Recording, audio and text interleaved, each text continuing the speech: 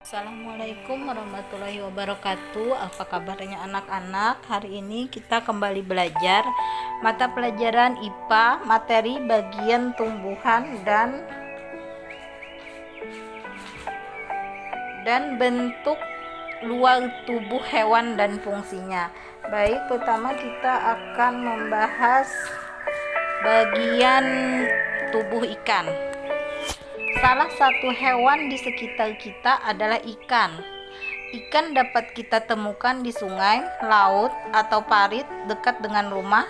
Secara umum, tubuh ikan dibagi menjadi 3 bagian sebagai berikut: bagian kepala ikan, bagian badan ikan, dan ketiga, anggota gerak.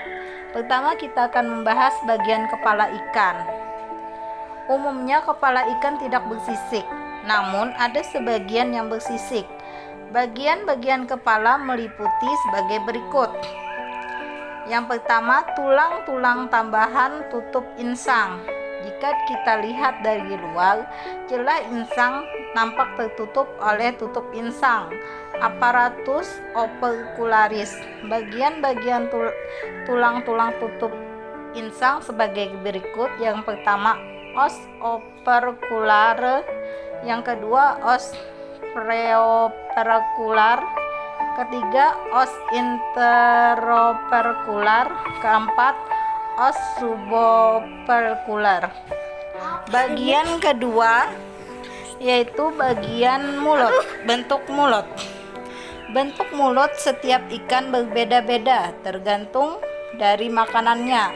Setidaknya ada 6 bentuk mulut ikan, diantaranya yang pertama bentuk tabung, kedua bentuk paruh, ketiga bentuk gergaji, keempat bentuk trompet, kelima mulut yang bisa disembunyikan, contohnya ikan mas.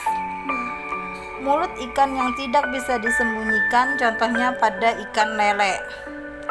Yang ketiga, letak mulut. Letak mulut pada ikan dapat dibedakan menjadi: pertama, inferior, kedua, subterminal, ketiga, terminal, keempat, superior. Yang ketiga, letak sungut. Sungut pada ikan berfungsi sebagai alat sensor pendeteksi keberadaan makanan. Umumnya sungut terdapat pada ikan yang aktif pada malam hari dan atau yang mencari makanan di dasar perairan. Contohnya ikan lele, ikan sembilang, dan ikan mas. Setiap ikan mempunyai letak, jumlah, dan bentuk sungut yang berbeda-beda. Ada yang terletak di mulut, bibir, dagu, hidung, dan sudut mulut. Bentuknya yang berambut atau cambuk atau pecut, bulu, sembulan kulit, dan lain-lain. Yang kedua, badan ikan. Badan ikan umumnya dilapisi sisik. Sisik ikan juga sering disebut rangka dermal yang berhubungan dengan rangka luar. Pada ikan-ikan primitif seperti ikan tangkur kuda, sisik ini membentuk rangka luar yang keras. Tidak semua ikan memiliki sisik, misalnya ikan belut. Ada juga ikan yang bersisik hanya ada di bagian tertentu saja, misalnya ikan cakalang. Berdasarkan bentuknya, sisik ikan dapat dibagi menjadi 5, yaitu pertama kosmoid, kedua placoid, ketiga ganoid, keempat siloid, kelima stenoid. Jika kamu perhatikan di sepanjang tubuh ikan, yakni dari kepala ke pangkal ekor, terdapat suatu garis. Garis ini disebut garis rusuk atau gurat sisi. Garis rusuk setiap ikan berbeda-beda. Ada ikan yang hanya mempunyai 1 garis. Ada juga yang memiliki 2 garis. Ada yang lengkap, ada juga yang terputus-putus. Ada yang bentuk garisannya lurus dan ada yang berbentuk bengkok. Bagian yang ketiga adalah anggota gerak. Bagian anggota gerak ikan terdiri dari sirip-sirip.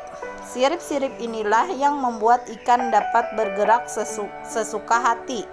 Ada dua jenis sirip ikan, yaitu sirip yang berpasangan dan sirip yang tidak berpasangan. Yang keempat, bagian ekor ikan. Berdasarkan perkembangan arah ujung belakang notochord atau vertebrae, ikan ini dapat dikelompokkan menjadi 4: protosersal, yang kedua heterosersal, yang ketiga homosersal, yang keempat diphysersal. Selanjutnya kita akan membahas bentuk luar tubuh hewan dan fungsinya. Bentuk luar tubuh hewan yang satu dengan yang lainnya memiliki perbedaan, walaupun ada sebagian yang sama. Sebagai contoh, pada dasarnya bagian luar tubuh kucing, kerbau, sapi, kuda, gajah, jerapah, dan unta terdiri dari bagian-bagian utama tubuh yang sama, yakni kepala, tubuh, kaki, dan ekor. Namun bentuk luar tubuh beberapa hewan tersebut tentunya memiliki ciri khusus dan fungsi yang berbeda-beda.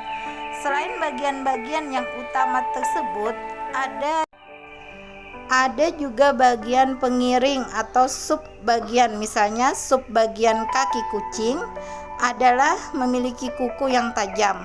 Subbagian dari kepala kucing, misalnya kucing memiliki mata penglihatan yang tajam.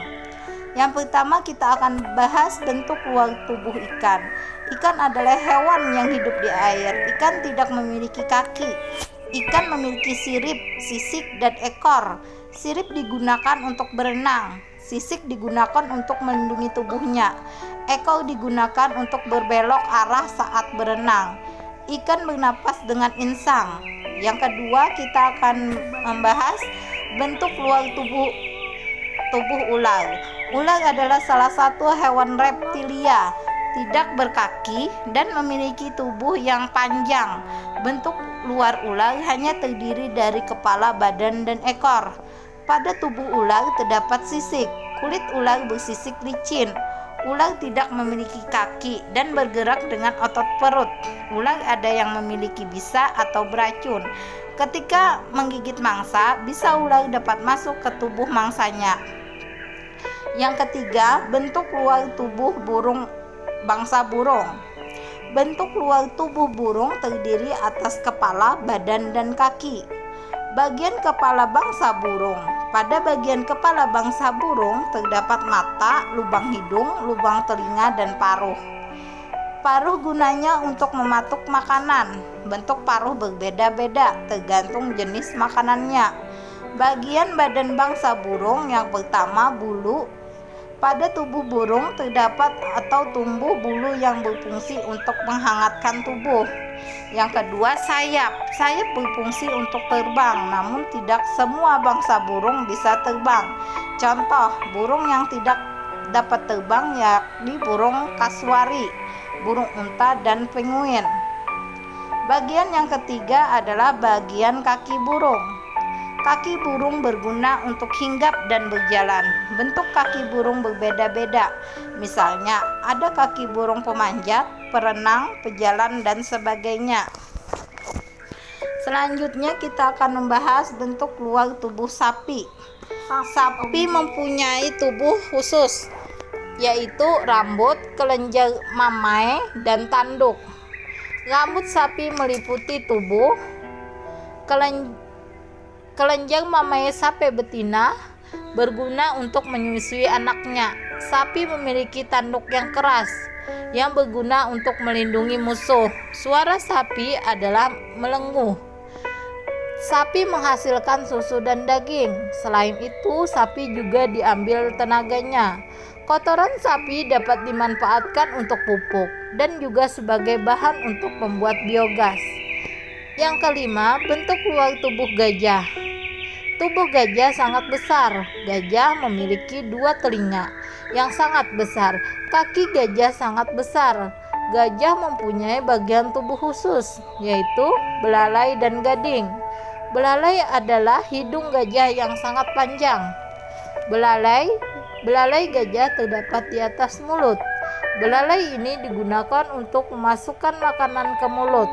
Belalai gajah juga untuk menyemprot air ke tubuh. Gading adalah gigi gajah yang panjang seperti pipa. Gading berguna untuk melindungi diri saat diserang musuh. Nah, demikianlah pelajaran kita hari ini. Semoga mudah dimengerti. Ibu ucapkan terima kasih dan wassalamualaikum warahmatullahi wabarakatuh.